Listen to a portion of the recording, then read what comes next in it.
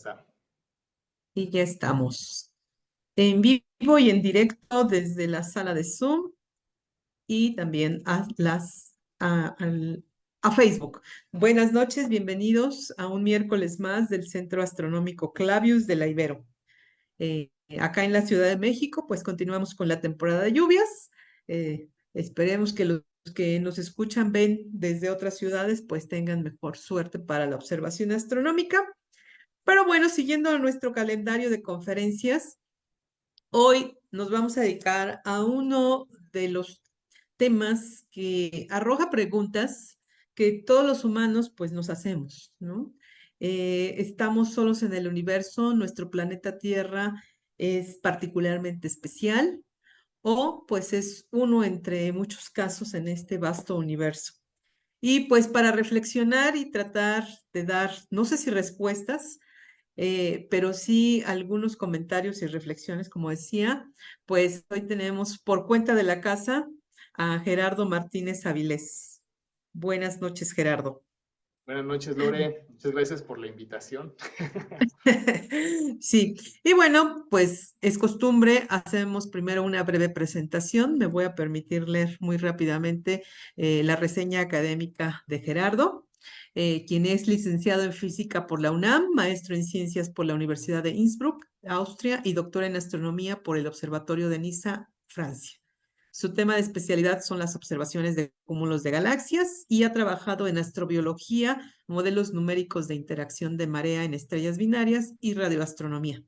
Ha sido docente de física, matemáticas, historia y geografía en el Colegio Marymount de Cuernavaca y la Universidad Panamericana Ciudad de México. Ha escrito varios artículos de divulgación en las revistas Cómo ves, Ciencias, Chilango y otros más en diversas páginas electrónicas. Fue además colaborador del programa de divulgación científica La Oveja Eléctrica en Canal 22 y del programa radiofónico Random. Actualmente, y afortunadamente, es académico y docente en la Universidad Iberoamericana Ciudad de México, así como astrónomo y divulgador científico en el Centro Astronómico Clavius de la Ibero. Para mí es un placer trabajar junto con Gerardo y bueno, también es conductor del programa Calipso por Ibero 90.9 FM los miércoles a las 16:30. Pues sin más, Gerardo, te cedo el Lore, micrófono. pues muchísimas gracias por la presentación y muchas gracias a todo el mundo que nos acompaña esta noche, a pesar de que les dijimos que iba a ser presencial, nos hicimos bolas, les ofrecemos una disculpa, ojalá la acepten, pero nos da mucho gusto que estén aquí con nosotros. A quienes nos ven desde Facebook, también nos pueden mandar por ahí sus saludos, sus preguntas y comentarios al final que son parte esencial, yo creo, de la convivencia, aunque sea virtual, en Clavius, es la interacción del final. Creo que ahí es donde se enriquece mucho también este evento de todos los miércoles, al que están todos siempre cordialmente invitados. Entonces déjenme compartirles mi pantalla para contarles lo que les preparé para esta noche. Aquí está. Y yo espero que ahí se vea. ¿Se ve, Lore? Se ve, pero vemos los recuadros Ah, grises estamos de viendo las los ventanas. recuadros. Dame Ujú. un segundo, déjame ver si puedo, puedo arreglar ese problema. A ver. Ah, a ver, ahí se ven todavía. A ver, ponla en completo. Ahí se ve mejor. Sí, Ahí ya, se ve ya no los mejor. vemos. Sí, ya no Ok, y los ya me vemos. adelanté. Sí, ahí está. Bueno, ok. Y bueno, pues le puse a esta charla de la diversidad de los mundos a la singularidad de la vida, pero realmente no es un título original mío.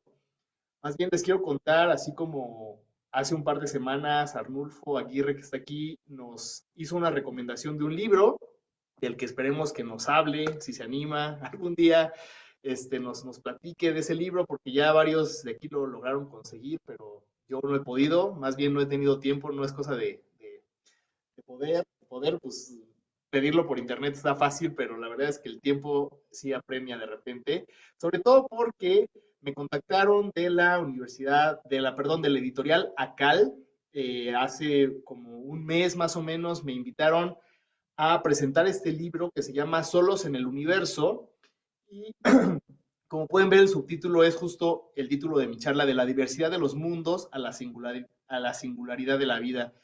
Y de hecho, el lunes pasado, pues ya presentamos el libro. Estoy aquí en esta fotografía con Adriana, a quien le agradezco mucho la invitación por la presentación del libro, y con Gerardo Herrera, que es un físico mexicano muy famoso, tiene varios libros de divulgación también, es muy agradable los libros de Gerardo, mi tocayo, y bueno, ahí estuvimos el lunes pasado presentando el libro, que ni Gerardo y yo somos los autores. De hecho, el autor es pues un francés que el libro lo tradujo a Cal y pues, le está dando promoción. Realmente pues es un libro bastante interesante, bastante provocativo. Y pues la verdad es que les vengo a hablar un poquito de los argumentos de este libro. No se los voy a spoilear porque no me va a dar tiempo de abarcar todo lo que viene en el libro, pero más bien como para que se den una idea del tipo de argumentación que nos da el autor. Entonces, el autor es este francés, Jean-Pierre Vibrin, quien es astrofísico del Instituto de Astrofísica Espacial y profesor de física en París Sud, en Orsay, y es un especialista y realmente es un gran especialista en el sistema solar.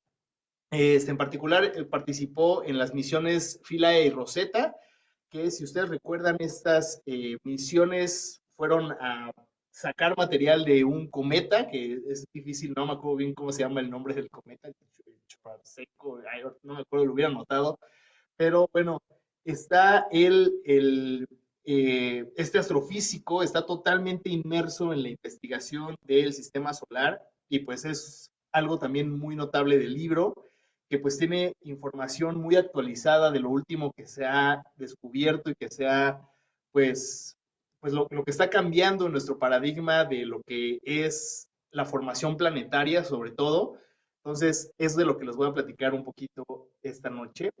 Nada más quisiera ponerles un fragmentito, espero que se escuche bien, si no me avisan, me avisas Lore, pero bueno, es un fragmentito chiquitito de lo que comentó Gerardo Herrera en la presentación del libro. Más allá de lo que uno tiene por un libro bien hecho. Perdón, nada más, ¿se escucha bien Lore? ¿Sí se alcanza a escuchar? Sí, sí, estamos escuchando. Perfecto.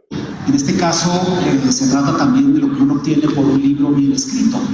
Está escrito, es una traducción del francés. El autor Jean-Pierre Vibrin es un astrofísico francés que trabaja en la Universidad de París, Saclay, y él es un investigador profesional que está involucrado en proyectos de astrofísica, les voy a comentar brevemente.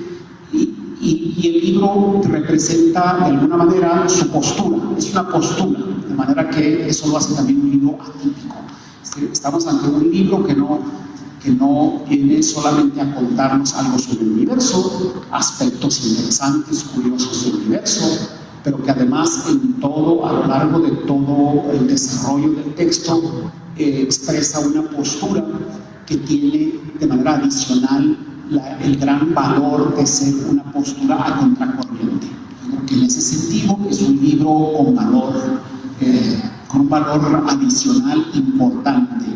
Yo creo que de hecho esto lo hace un libro necesario, porque es un libro que representa la postura contraria de la que todos nosotros, como ustedes van a ver, como lo vamos a ver al rato, más o menos asumimos. Es decir, el hecho de que consideramos prácticamente todos que la vida debe ser algo común en el universo y que la vida debe existir más allá de nuestro planeta, que seguramente hay muchos como el nuestro en el universo y que hay vida en ellos y estamos buscándola y hay proyectos para buscarla.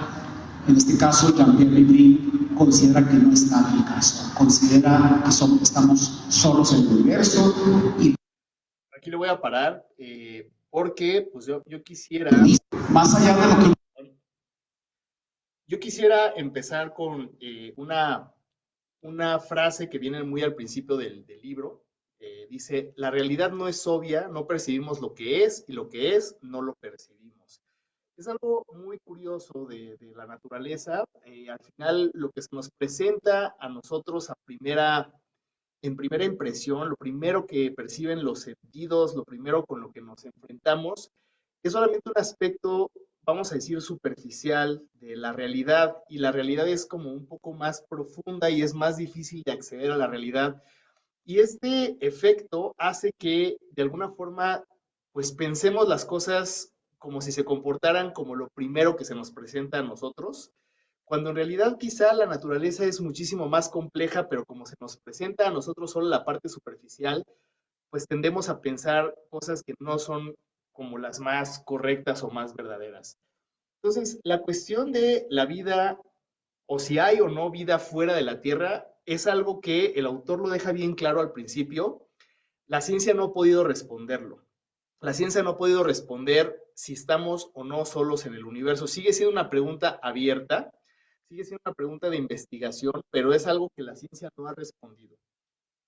Entonces, hay dos bandos normalmente. Están, por un lado, los que dicen no vamos a encontrar vida en ningún lado, somos los únicos en el universo. Y por otro lado están los que piensan que hay vida por todos lados, que la vida es algo común. Como decía Gerardo Mitocayo ahí en su parte de la presentación del libro, eh, esa es la postura que más o menos se percibe como la más, vamos a decir, la mayoritaria. Una gran cantidad de gente cree que hay vida por todos lados. Y a mí me gustaría, no sé, no me acuerdo cómo le hicimos, Lore, la vez pasada, déjenme dejar de compartir un segundito, pero hicimos la vez pasada una encuesta y no sé, ¿te acuerdas cómo hacerle, Sí, Lore? este, ¿O la tenía que programar antes? no, también, creo que en el chat, sí, Ajá, en a el ver, en el chat chat. tenemos, creo que la Ah, opción. ajá, y a ver, déjame ver, opciones. Órale, nunca lo hice y lo hubiera Vale, practicado hace por ratito. estar aquí, Ajá, explorando, ya no encuentro la ventana. ¿cuál ventana? Se me perdió Zoom. Ok, Ajá. bueno, aquí estamos todavía, estamos vivos, pero aplicaciones.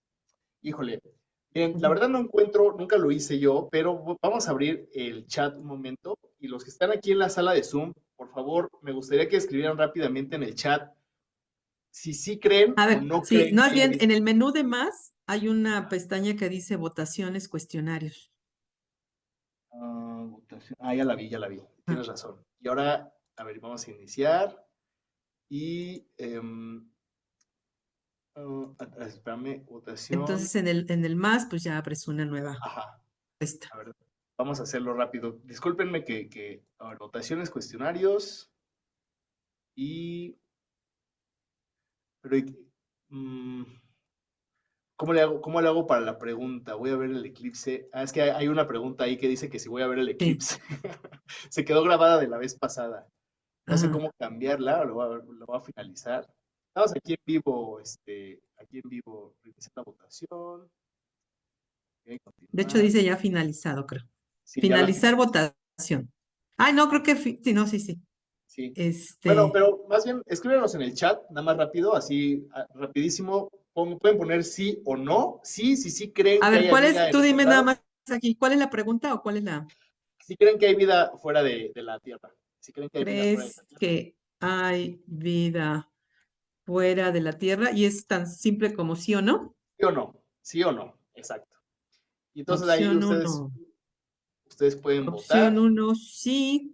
Opción 2, no. Ok. Guardar. Si pueden votar ahí en la encuesta, se los agradeceremos. Ya vi que algunos están escribiendo aquí en el chat bueno, ahorita vemos la mayoría, si quieren. Y también los que están en Facebook ya vimos que nos están contestando por ahí. Entonces, al final, si quieren, al final hacemos un recuento de qué es lo que piensa la mayoría de los que estamos aquí, pensando que somos un grupo más o menos representativo entre edad, a lo mejor aquí hay algunos creyentes, algunos ateos, algunos biólogos, gente con más cultura científica o menos, pero pues vamos a ver qué nos dice la encuesta al final, y vemos, al final comentamos, pero voy a volver a compartir entonces mi Ya estamos pantalla. empezando a recibir votación. Perfecto, ya vimos por ahí. Ok. Entonces, bueno, la encuesta es, pues, ¿ustedes dónde se ubican? ¿Somos los únicos o hay vida por todos lados? Estas son las dos opciones, pues, más, vamos a decir, las que están en los dos polos del pensamiento respecto a la vida eh, en el universo. Y bueno, según el autor, nos cuenta que la gran mayoría de las personas, incluidos los científicos, piensa que debe haber vida fuera de la Tierra. Ahorita yo rápidamente ahí le eché el ojo a lo que fueron contestando y pues pareciera que varios de ustedes sí creen que hay vida fuera de la Tierra. De hecho, no es creer que hay vida, sino que debe haber vida fuera de la Tierra. Es como un imperativo cósmico. Debe ocurrir, debe existir la vida fuera de la Tierra. Y pues hay ciertas reflexiones de por qué pensamos así, por qué pensamos que debe o que hay, no sé si deba, pero que hay vida fuera de la Tierra.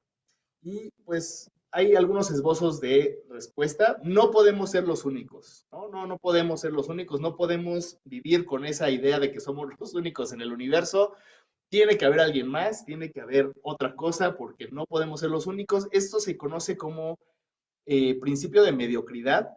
Es lo que ocurrió aquí, es algo representativo de lo que ocurre en el resto del universo. Por lo tanto, si estamos nosotros aquí, pues debe haber otros seres vivos en otros planetas. Por ahí sería un desperdicio de espacio, ¿no? Pues el universo es tan grande que pues para que solamente un planetita tenga vida, pues qué desperdicio de espacio. Eso lo manejan en la película de Contacto, no sé si la vieron, pero eso se dice varias veces en la película. Si estamos solos, el universo es un gran desperdicio de espacio. Entonces, por razones casi estéticas o cómo decirlo, pues de buen uso del universo, pues pareciera que si está vacío de vida, es un gran desperdicio. Otro de los, bueno, no es un argumento, pero es de las propuestas, hay muchos planetas en el universo. Y entonces, pues si nosotros vivimos en un planeta, pues es esperable que pues otros planetas pues también tengan vida, ¿no? Entonces, como hay muchos planetas en el universo, pues debe haber vida fuera del nuestro. La vida se adapta a todo, eso es algo muy curioso, pues en la Tierra tenemos un montón de nichos ecológicos, tenemos vida en el agua, vida en los desiertos, vida en las selvas, vida en el mar, en un montón de ecosistemas, y pues parece que la vida, siempre que encuentra un lugar del cual sacar recursos, energía, alimento, se da en esos lugares, ¿no? Entonces, la vida se adapta a todo, pues entonces en esas condiciones pues a lo mejor extremas que pudiéramos encontrar en otros planetas, la vida no tiene problema, la vida se adapta a todo, es uno de los argumentos para pensar que debe haber vida fuera de nuestro planeta. Este es muy fuerte, tenemos evidencia de compuestos orgánicos y agua en el espacio, es verdad, hemos encontrado que el agua está pues en muchos lugares del espacio, la hemos encontrado en nubes, la hemos encontrado incluso en otros planetas como Marte, aunque no en las cantidades que nos gustaría. Y hay compuestos orgánicos, ¿no? Estos mismos compuestos que nos, de alguna forma, juegan un papel en la vida en la Tierra, se pueden crear en otros lugares del espacio y la hemos incluso detectado. Entonces, ese es un argumento para pensar que puede o debe haber vida fuera de la Tierra.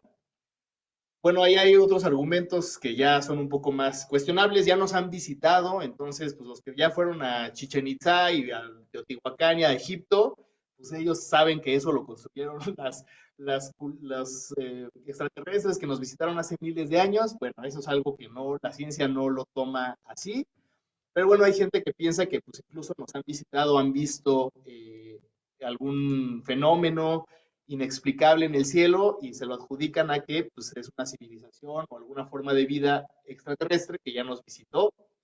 Y bueno, estos son algunos de los argumentos.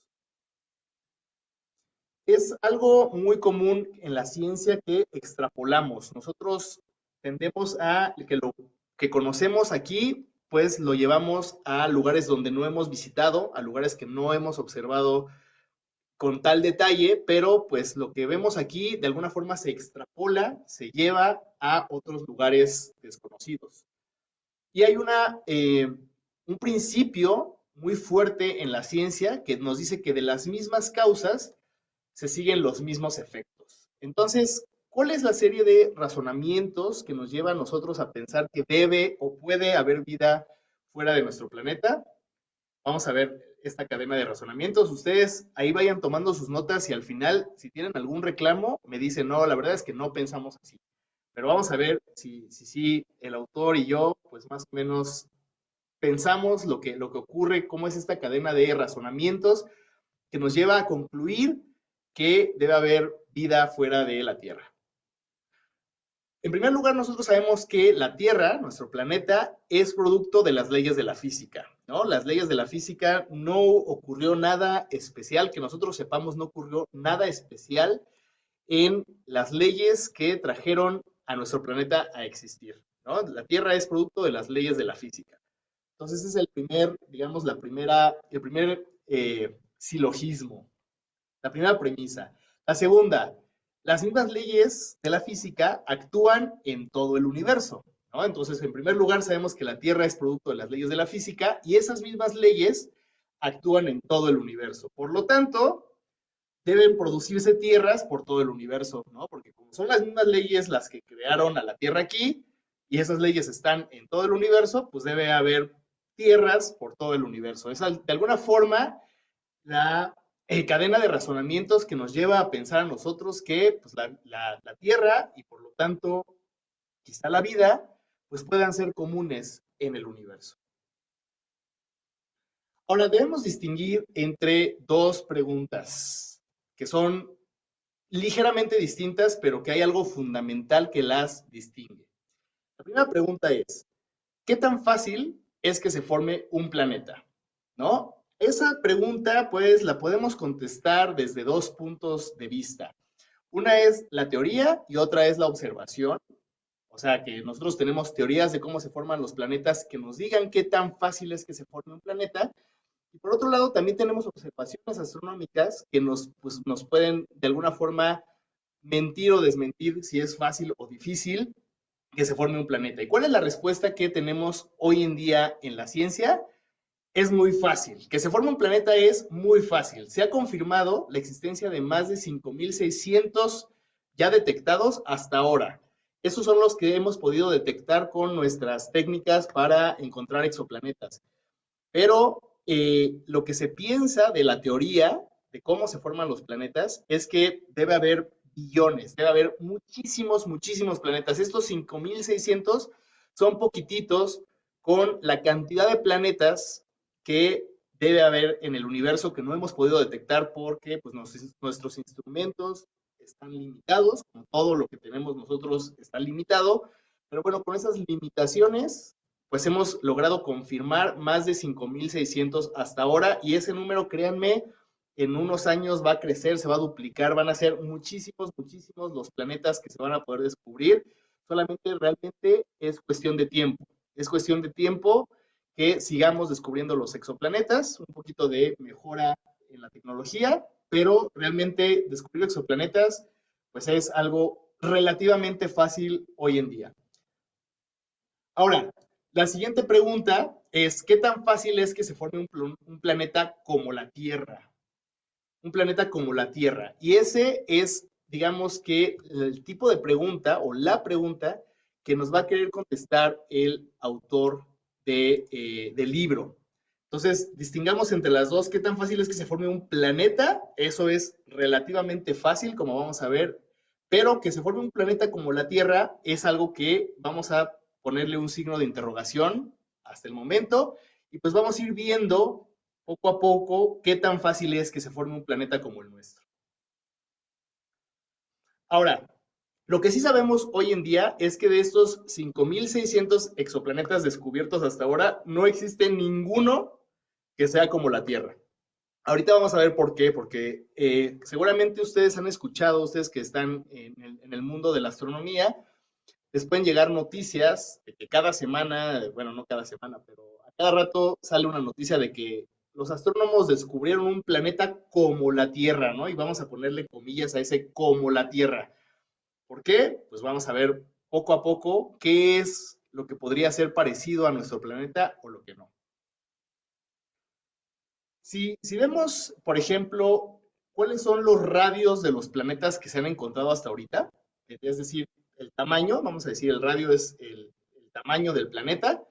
Y esto es un histograma que nos está diciendo cuántos de cada radio se han encontrado, ¿no? Y entonces de menos de un radio solar se han encontrado menos de 200, de 1 a 2 radios solares se han encontrado más de 1200, y luego de 2 a 3, y va bajando. Mientras más grande es el radio del planeta, menos planetas hemos encontrado de ese tamaño. Y entonces, fíjense, el radio de la Tierra es, de hecho, el radio más común de los planetas que se han encontrado. Acuérdense que no es lo mismo los que hay a los que se han encontrado. Esos son dos cuestiones distintas, pero bueno, vamos a decir que planetas con el radio de la Tierra son relativamente comunes en el universo. O sea, los planetas como la Tierra, al menos de su tamaño, los podemos encontrar fácilmente. De hecho, son de los que más se han encontrado hasta ahora. Pero, pues vamos a hacer una breve recordatorio. Eso ya lo hemos tocado en otras charlas. Los que han estado con nosotros la conocerán muy bien. Pues un poco del recuento de la teoría de la formación planetaria. ¿Cómo se forman los planetas? Y es un proceso que llevó pues varios siglos que desarrolláramos esta idea, pero la primera pista que nos dio la naturaleza para saber cómo se forman los planetas es que los planetas pues parece que están alineados en el cielo, ¿no? Eso se nota más en las conjunciones, se nota más cuando los planetas están cerca entre sí, pero pues los planetas y la Luna y el Sol, de hecho, también, estamos todos casi en un mismo plano, por lo tanto, pues se ven alineados, ¿no? Si vemos ese plano desde arriba, pues el sistema solar se está moviendo así, pero si lo vemos de canto, de perfil, pues vemos que todos siempre estamos en un mismo plano. Y eso, pues no fue algo que pasara desapercibido para la gran mayoría de los astrónomos de la antigüedad. Había que dar una explicación a eso. ¿Por qué todos estamos en el mismo plano? ¿Y por qué todos nos movemos en la misma dirección alrededor del Sol? Entonces, se formó una hipótesis que se llama la hipótesis nebular, que sigue estando en boga, vamos a ponerle comillas a eso, porque se ha refinado. Esta hipótesis se ha hecho más y más compleja con el tiempo, pero fundamentalmente lo que nos dice la hipótesis nebular de la formación de las estrellas y los planetas es que, bueno, tenemos una nube de gas que cuando alcanza una cierta densidad, se hace lo suficientemente espesa, vamos a decirlo, empieza a colapsar esa nube por su propia gravedad. La nube empieza a colapsar. Alguna pequeña diferencia en momento angular hace que este colapso de la nube no sea, digamos que todo en todas las direcciones, sino que se aplana, se hace plano y empieza a girar, ¿no? Entonces, acuérdense que cuando las cosas giran, pues hacen como una especie de planito. A mí me encanta poner este ejemplo que ponía Julieta Fierro, de cómo cuando la bailarina de ballet da vueltas, su faldita se aplana. Lo mismo, ¿no? El disco, la nube, cuando empieza a colapsar y empieza a girar, se aplana. Se aplana y, bueno, en el centro de la nube se forma una estrella, o en este caso el Sol, ¿no? Con las temperaturas y las presiones altísimas se empieza a fusionar hidrógeno, que eso es lo que define a una estrella, ¿no? Lo que le da su brillo a la estrella es la fusión de hidrógeno. Mientras que del disco de gas se van formando los planetas alrededor de la estrella central, ¿no? Entonces se van aplanando, el disco se va también aglomerando por gravedad, hasta que al final, pues ya quedan los planetas. Esa es la teoría, digamos, como general de la formación de los planetas. Pero, pues como dice el dicho aquí en México, el diablo está en los detalles. El diablo está en los detalles. Entonces vamos a ver un poquito qué pasó en el sistema solar, ¿no? ¿Qué pasó en el sistema solar? Algo que es muy notable de nuestro sistema planetario es que pues tenemos dos clases de planetas. Por un lado, pues tenemos los que se forman, bueno, más bien los que están cerca de la estrella, este es el Sol, de este lado está el Sol, y tenemos los que están cerca del Sol, que son Mercurio, Venus, la Tierra y Marte. Y bueno, hay unos asteroides por ahí, ¿no?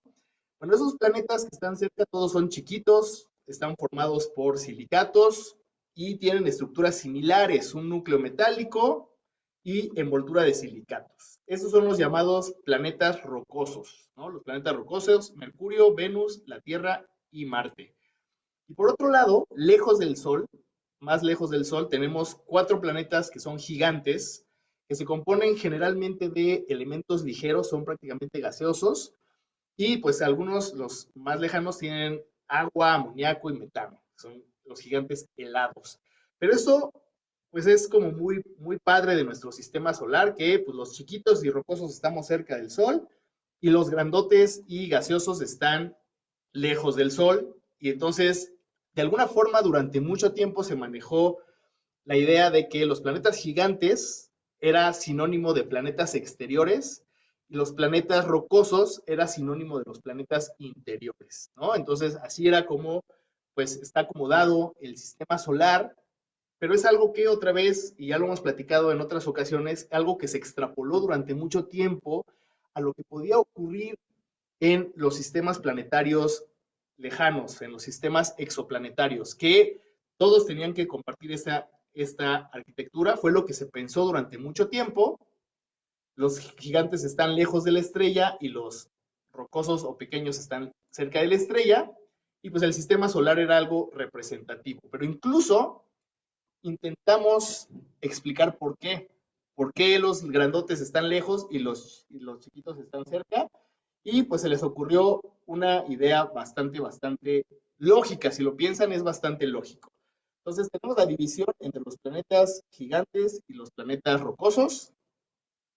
Por cercanía con el Sol, los planetas rocosos pues están en una zona mucho más caliente, mientras que, bueno, y además pues están mucho más expuestos a la radiación del viento solar, ¿no? Entonces tenemos más calor y tenemos más viento solar actuando en los que están cerca de la estrella, mientras que, pues mientras más nos alejemos de la estrella, empieza a ser más frío, son regiones más frías, y además el viento solar aquí, pues ya no es tan intenso como en las regiones cercanas de los sistemas planetarios. Y entonces dijeron, pues claro, estos planetas pierden su atmósfera porque pues, están todo el tiempo expuestos al viento solar y la temperatura pues hace que expulsen a los gases más ligeros, mientras que estos que están fríos pues no están ni expuestos al viento solar, no les arranca la atmósfera el viento solar, y además la temperatura del planeta, que es menor, pues hace que retengan los gases ligeros como el hidrógeno y el helio, que son de los elementos más ligeros que hay y que pues no pueden escapar de las atmósferas de esos planetas porque no tienen la temperatura suficiente para escapar de ellos, ¿no? Entonces ya teníamos incluso la teoría de cómo y por qué se formaban los planetas a las distancias a las que se encontraban. Y además se pensaba que los planetas habían nacido en donde estaban, ¿no? Entonces aquí se formó Saturno, aquí se formó Júpiter, aquí se formó la Tierra, etcétera. Eso era algo que se pensaba hasta hace poco tiempo, hasta que se encontraron un tipo de planetas, unos exoplanetas que se conocen como los Hot Jupiters, los Júpiter calientes. ¿Qué quiere decir esto? Que son planetas que son como de la masa de Júpiter, pero que están muy cerca de su estrella, están, digamos, a la distancia de la que está Mercurio del Sol. Entonces son Júpiters que están muy cerca de la estrella, por lo tanto están calientes, pero entonces pues no nos habían dicho que los planetas grandotes tenían que estar lejos del Sol porque si se acercaban mucho perdían su atmósfera. Los Hot Jupiters vinieron a destruir esa imagen de pues de la formación del sistema solar. Algo tenía que estar ocurriendo que fuera distinto porque pues esta hipótesis ya no se podía sostener más. Entonces se han encontrado un montón de Hot Jupiters, estuvieron de moda hace algunos años, se hablaba muchísimo de los Hot Jupiters y los Hot Jupiters, y resulta que, porque además son muy fáciles de detectar, porque están muy cerca de su estrella, entonces son fáciles de detectar. Entonces había que encontrar una forma pues, de explicar por qué había tantos Hot Jupiters, y pues se llegó a la idea, una idea pues, que tiene poco menos, yo creo que menos de 20 años, que son la idea de la migración planetaria. Es decir, los planetas no se forman donde nacieron, sino que migran. Esos planetas se mueven. Entonces, digamos que tenemos una estrella, la zona caliente y la zona fría. Entonces, esperaríamos que los planetas interiores quedaran de este lado, mientras que los planetas gigantes quedaran de este lado. Entonces, se forma el Júpiter, un planeta como Júpiter, pero se forma lejos de la estrella y después migra hacia la estrella, ¿no? Y entonces ya se queda en una posición cercana. Y entonces esa es la explicación del origen de los hot Júpiters. Nacieron fuera, pero por migración planetaria se movieron cerca de la estrella. Pero ¿qué pasa? En el caso del sistema solar, si eso hubiera ocurrido, Júpiter hubiera migrado y se hubiera tragado a la Tierra y se hubiera tragado a los otros planetas interiores. ¿Pero qué pasó? Saturno entró al rescate. ¿Por qué? Porque también se formó un segundo planeta muy grandote fuera de la zona, digamos, de la zona caliente, y en su migración llegaron a lo que se llama una resonancia 5-2. Es decir, por cada 5 vueltas que le da Júpiter al Sol, Saturno le da exactamente 2. Saturno se tarda 30 años en darle una vuelta al Sol, mientras que Júpiter se tarda 12 años. Y entonces, si hacemos 12 por 5, es 60, que es lo mismo que 30 por 2. Entonces, está en una resonancia, y este fenómeno de las resonancias orbitales, que ya lo hemos platicado, tenemos un pequeño video ahí en Clavius que habla al respecto, hace que cuando los planetas encuentran su resonancia ya no se mueven, dejan de migrar y se quedan en las posiciones de la resonancia. Entonces, el hecho de que Saturno también haya nacido y que empezaron a migrar juntos, y cuando llegaron a la posición de la resonancia 5-2, impidió la migración planetaria, y entonces nosotros nos quedamos aquí sin que nos destruyera, de alguna forma nos destruyeran los planetas gigantes en su migración hacia el interior del sistema solar. Entonces, voy al otro lado. ¿Por qué se está yendo hacia atrás? Ahí está. Ok. Entonces, bueno, tenemos que resulta que existen 4 tipos de arquitecturas en el sistema solar. Los sistemas ordenados, que son como nuestro sistema solar, los pequeñitos cerca de la estrella y los lejanos lejos de la estrella, perdón, los grandes lejos de la estrella. Luego tenemos los que se llaman antiordenados, que sería el caso de que todos los planetas grandotes estuvieran cerca de la estrella y los planetas chiquitos estuvieran lejos de la estrella. Los sistemas similares, que serían que todos los planetas son del mismo tamaño y entonces no importa el orden porque todos son del mismo tamaño. Y los mezclados, que están pues mezclados, como dice el nombre, ¿no? Algunos grandes cerca, unos chiquitos y luego unos grandes y otra vez chiquitos, pero pues están todos mezclados. Y lo que hemos visto es que, bueno, los más comunes son los similares. 60% de los sistemas exoplanetarios observados son todos los planetas del mismo tamaño. El 35% son ordenados, entonces nosotros, el sistema solar pertenece al 35%, no es el tipo más común de sistema planetario. Los mezclados son el 5% de los observados, y no hemos observado, hasta el momento no se ha detectado ningún sistema exoplanetario que sean antiordenados, es decir, que estén los grandes cerca de la estrella y los pequeñitos fuera. Es probable que en la migración se lleven a los planetas pequeñitos.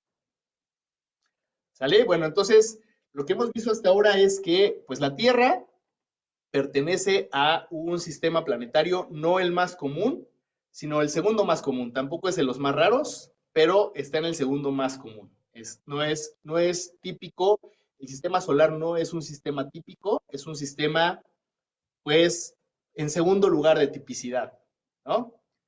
Bueno, vamos a hablar de otra de las cosas que ocurrieron aquí, que es la Luna. La Luna, que nos encanta verla aquí en Clavius, es de nuestros objetivos favoritos cuando sepamos.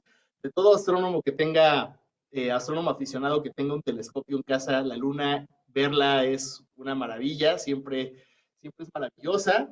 Y la Luna, que pues tiene muchas propiedades que de repente dicen los astrónomos que sería más fácil que la Tierra no tuviera luna porque no habría nada que explicar, pero tenemos una luna tan extraña que pues explicarla ha sido todo un reto. Entonces, aquí les pongo una comparación. Esta es la Tierra, nada más para que vean la comparación de tamaños con lunas del sistema solar, ¿no? Entonces, esta es la luna de la Tierra. Las lunas de Marte, vean, son unas pequeñas aquí, unas piedritas, las lunas de Marte. Y luego las lunas de Júpiter, las lunas de Saturno, las de Urano, las de Neptuno. Y bueno, Plutón no es propiamente una luna, pues ya se consideran cuerpos ahí, cuerpos del cinturón de Kuiper, sí están en órbita uno alrededor del otro, pero no es una luna porque Plutón pues realmente no es un planeta. Entonces, esta pues ya no habría que tomarla en cuenta. Pero vean el tamaño de las lunas. Ahora, ¿qué es notable aquí? La Tierra, la luna de la Tierra, en tamaño se compara con las lunas de Júpiter y es pues casi del mismo tamaño que la luna más grande de Saturno y mayor que todas sus lunas. ¿Cuál es la diferencia? Que la Tierra pues cabe aquí en este diagrama, pero Saturno y Júpiter son gigantescos. Entonces, la luna para su tamaño tiene la Tierra para su tamaño tiene una luna extremadamente grande. Para tener una luna de este tamaño sería normal que la Tierra fuera un planeta gigante, pero no, es un planeta pequeñito con una luna muy grandota en proporción a sus tamaños. Entonces, les voy a poner este video rápido, creo que no tiene sonido. Esto ocurrió, bueno, es un modelo en computadora hecho por la NASA, es bastante reciente, de qué ocurrió hace aproximadamente 4.500 millones de años para formar la Luna. Además, déjenme quitar estos subtítulos. Ahí está.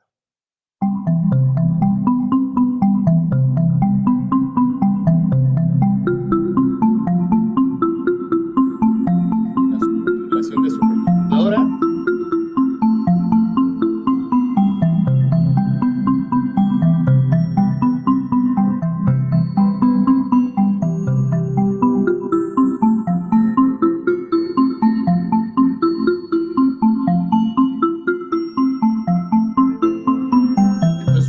Una cosa del tamaño de Marte más o menos le pegó a la Tierra, ¡pum!, le pegó, pero no le pegó de frente, eso es importante, le pegó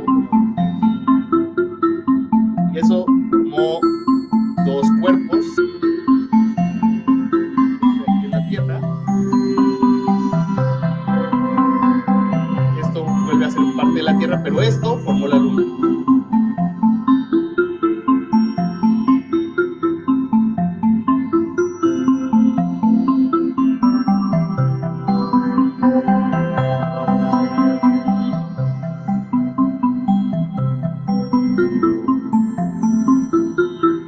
Y afortunadamente este objeto agarró una órbita estable y ya no volvió a caer a la Tierra.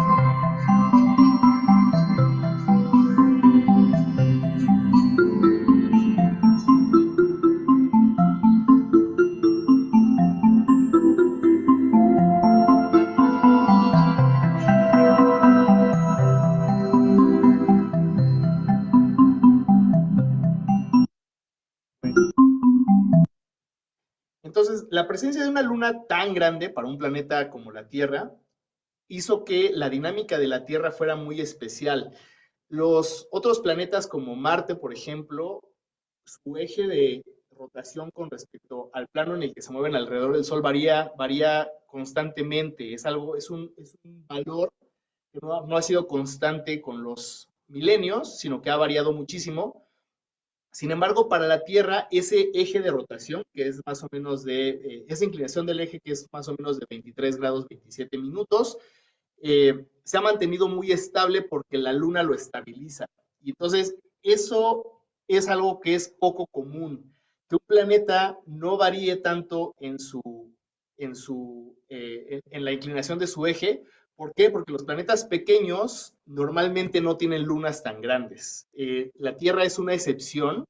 Se piensa que es una excepción no nada más en el sistema solar, sino que es una excepción en todos los planetas tipo Tierra. Los planetas tipo Tierra no se espera que tengan una luna tan grande porque esta colisión no es tan frecuente ni tan fácil que se ve. ¿Ok? Entonces, este objeto del tamaño de Marte que se estrelló con esa prototierra hace 4.500 millones de años se llamaba Theia, así se le conoce a ese hipotético cuerpo, y explica varias cosas. Bueno, como hemos visto, pues hemos visto que ese impacto formó la Luna, entonces de ahí viene la Luna, esa es la hipótesis más, pues digamos que más aceptada hoy en día, pero también explica el reblandecimiento del manto terrestre, es decir, que nosotros tengamos un manto que todavía está en estado líquido y que eso genera que tengamos una tectónica de placas activa, se debe probablemente a este mismo impacto. Entonces aquí hay un artículo que salió el gran golpe que hizo, que creó la Luna, también pudo haber creado los continentes que se mueven, ¿no? Entonces, la colisión con Theia explica que tengamos una tectónica de placas activa y un manto, pues que esté todavía en estado líquido. Entonces, matamos dos pájaros de un tiro con esa teoría del gran impacto, pues explicamos estas dos cosas, pero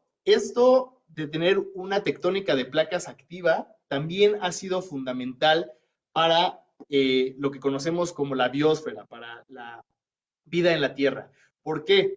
Porque esto ha permitido que durante los últimos millones de años haya habido un intercambio más o menos equilibrado entre lo que hay en la atmósfera, que hoy sabemos que hay muchísimo oxígeno porque las plantas y los organismos fotosintéticos lo ponen ahí, pero una parte importantísima es el dióxido de carbono. El dióxido de carbono se disuelve en el agua, baja a la corteza oceánica y se quedaría ahí atrapado de no ser porque cuando entra por la tectónica de placas, después vuelve a salir en forma de los volcanes. Los volcanes vuelven a liberar el dióxido de carbono y este proceso es cíclico y ha regulado la temperatura del planeta. Entonces, ese impacto que generó a la Luna, pues no nada más nos ayudó para que la Luna nos estabilizara en la inclinación del eje, sino que también generó que tuviéramos un mecanismo regulador del dióxido de carbono en la atmósfera, lo cual ha sido fundamental para regular la temperatura de este planeta.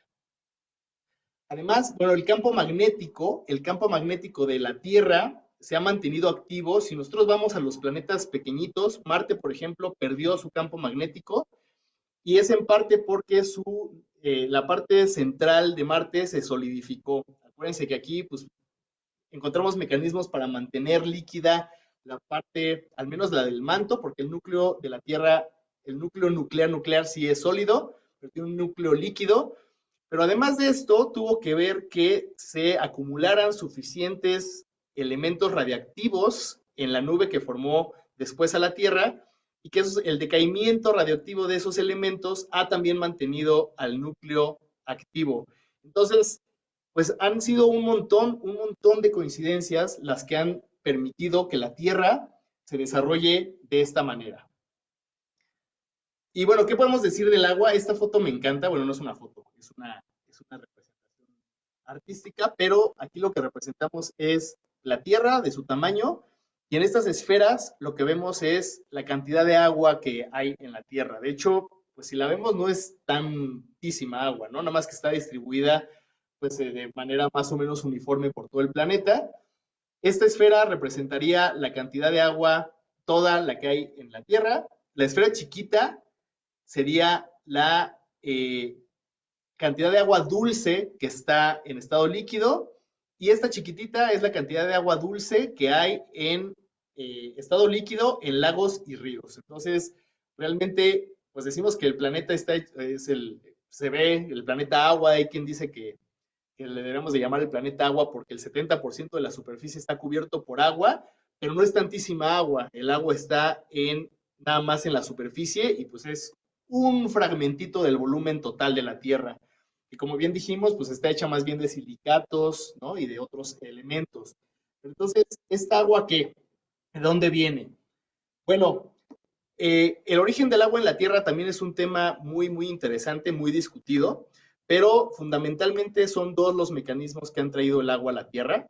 Una es que el agua ya estaba presente en la formación, entonces esos elementos de los que se formó la Tierra primitiva, ahí ya estaba el agua, y entonces el agua nada más fue escapando poco a poco de las partes internas de la Tierra hacia la superficie, más bombardeos de asteroides y cometas. Entonces también los asteroides y cometas que le pegaron en algún momento a la Tierra, pues trajeron el agua que está presente hoy en día en nuestro planeta. Entonces, estos orígenes pues tienen que ver con dos accidentes. Una es qué tanto te bombardearon los asteroides y los cometas, y otra es, pues, qué tanta agua había originalmente en el material del que se formó el planeta. Y eso, pues, no puede aplicar lo mismo para todos los planetas que existan alrededor de otras estrellas. De hecho, ni siquiera la posición y el tamaño de la Tierra lo explican, porque, por ejemplo, Marte, que es ligeramente más pequeño, se quedó sin agua. El agua se quedó nada más en las partes polares, en forma de casquetes, pero el agua superficial, que sabemos por la orografía de Marte que tuvo agua casi tanta como la Tierra en su juventud, pero la perdió. Y la otra es que Venus, por ejemplo, el agua no la encontramos en forma líquida porque está ligeramente más cerca del Sol y porque no tiene una tectónica de placas que regule la temperatura. Entonces ahí el efecto invernadero de Venus hizo que pues, el agua se quedara pues, en forma de gas y de vapor, hizo la atmósfera de Venus totalmente irrespirable. Entonces fíjense cómo estos dos, que son los vecinos más cercanos y que no son tan distintos en, ni en composición ni en tamaño, simplemente por pequeñas variaciones de cosas, no tienen el agua que nosotros tenemos en la Tierra. Entonces, otra vez, todos estos accidentes juegan un papel fundamental en cómo te vas a desarrollar como planeta. Entonces vamos a hacer rápido un recuento de las características de la Tierra. Bueno, está en un sistema planetario ordenado, que es el segundo tipo más común. Su masa es común, muchos planetas se encuentran con la masa de la Tierra.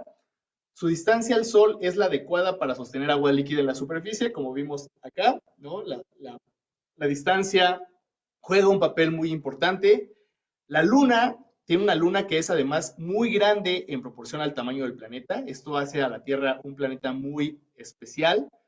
Tiene tectónica de placas y vulcanismo que permiten el intercambio de material con el interior del planeta. Tiene campo magnético que los protege del viento solar y los rayos cósmicos. Tiene una atmósfera, pero no nada más tiene una atmósfera porque Venus también tiene una atmósfera, sino que una atmósfera que tiene balance de los gases invernadero, o al menos lo tenía hasta que apareció el capitalismo. Y bueno, tiene vecinos gigantes que frenaron migración por la resonancia de Saturno y Júpiter. Entonces, estas son algunas de las características que tiene nuestro planeta. Entonces, vamos a nuestra cadena de razonamientos otra vez. ¿La Tierra es producto de las leyes de la física? Sí. ¿Las mismas leyes actúan en todo el universo? Sí. Pero de ahí podemos deducir que deben producirse tierras en todo el universo. Si algo se ha aprendido con esos estudios de los exoplanetas y de lo que le pasó a nuestro propio planeta, es que la formación planetaria es un fenómeno que se conoce como un fenómeno caótico. ¿Qué nos dice la teoría del caos? La teoría del caos, bueno, en pocas palabras lo que nos dice es que a pequeños cambios en condiciones iniciales podemos tener cosas totalmente distintas. Pequeñas variaciones como el aleteo de una mariposa. No sé si han escuchado hablar del efecto mariposa, que si una mariposa mueve las alas en el Brasil, podría generar un huracán en el norte del Atlántico. Bueno, así de sensibles a las condiciones iniciales son los fenómenos caóticos. Entonces, si por un lado tenemos que unas condiciones nos pueden llevar a la formación de un planeta como la Tierra, pequeñísimas variaciones en esas condiciones nos podrían llevar a formar un planeta tan distinto de la Tierra como Saturno. Entonces, son sistemas extremadamente sensibles a lo que pase a su alrededor. Y por lo tanto, podemos afirmar con mucha seguridad que cada planeta es único. No, eso no nada más aplica para la Tierra, obviamente aplica para la Tierra. La Tierra es única, pero lo mismo podríamos decir de Marte, de Júpiter, de lo que ustedes quieran. Cada planeta es único. Entonces, eso es lo que me encantó de este libro, que hace una distinción muy clara entre dos palabras que de repente nosotros utilizamos como de manera indistinta, pero que en realidad tienen significados muy diferentes. Antes se hablaba de la pluralidad de los mundos, ¿no? Se habla de los mundos son plurales, pero la pluralidad podría ser que yo tengo 800 canicas y todas son igualitas. Tengo pluralidad, pero no tengo diversidad. Y que más bien lo que define a los planetas es la diversidad. Los planetas son diversos. Como decíamos un poquito anteriormente, cada planeta es único. No hay dos planetas gemelos. Nos tenemos que empezar a desembarazar de la idea de que como entendemos la formación planetaria, pues entonces se pueden formar planetas. No, los planetas son todos diferentes uno del otro. Entonces, cada planeta es único y por lo tanto la Tierra es única. Esta tabla la saqué de un trabajo que hicimos hace como un año. Bueno, lo hizo fundamentalmente el estudiante Adriel Victoria, quien por cierto nos va a dar una charla pronto, Adriel, aquí en Clavius. Pero Adriel hizo un estudio bajo mi supervisión sobre buscar a los gemelos de la Tierra o a los más parecidos, a los planetas más parecidos a la Tierra de los que se han descubierto, o al menos a los que se habían descubierto hasta hace unos meses cuando hizo su trabajo, y no encontramos ninguno que fuera como la Tierra. Entonces, estos son los 10 planetas más parecidos a la Tierra. Si ustedes ven que la cantidad que está indicada está en verde, es porque se parece a la Tierra, pero si está indicada en rojo, pues no se parece a la Tierra. Y aquí, para comparación, pues pusimos a la Tierra. Entonces, la Tierra, obviamente todo es verde porque pues, la Tierra es igualita a la Tierra. Pero, por ejemplo, agarramos un planeta cuya masa es, por ejemplo, 0.972 veces la masa de la Tierra. O sea, es muy parecido en masa, pero resulta que, por ejemplo, su temperatura de equilibrio es como 1000 veces, ¿no? Perdón, 1023 Kelvin, cuando en la Tierra son 255. Entonces, siempre que escuchamos en las noticias que se encuentra un planeta como la Tierra, es porque tiene una característica que es comparable con la Tierra, pero todas las demás, o al menos en alguna, no es parecido a la Tierra.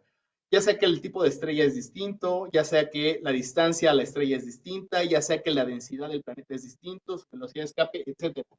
No hay planetas, hasta la fecha, no hay planetas descubiertos que sean como la Tierra, pero la serie de accidentes que han llevado a la formación y evolución de nuestro planeta es único.